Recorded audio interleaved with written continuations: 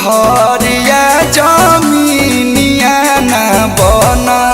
तू न गिनियान हो कि भौजी सा चाहू के बारू लछमीनिया ना बना तू न गिनियान हो।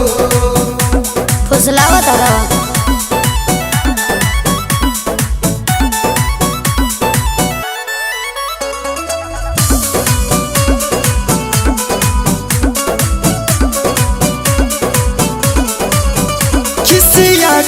ऋषिया के धनी बात बात देबेलू तला के धनी। हाँ तो ओला बोला ले बनी ई कहलो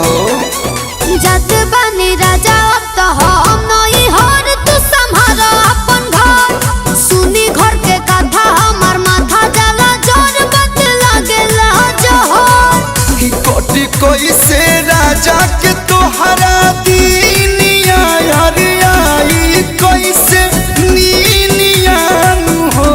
कि तोहरे नामे को दे बयारा के जमीनिया ना बना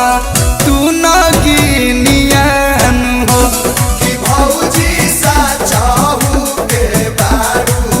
लछमीनिया ना बना तू न गिनियान हो। मैं होश बिगाड़ दे हो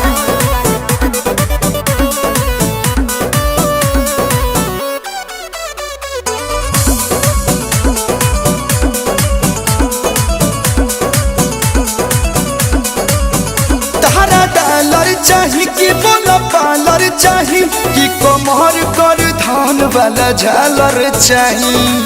बोला पहले पहले कह रहा हो दोस ना तो हार बाटे दोस बाटे खुलिया गुआ बेटे अभी ले भुलाई लखी झगड़ाए राजा जी फगुआ बेटे प्रिंस के बाजा बोल हाई बीनिया हम पूछब कल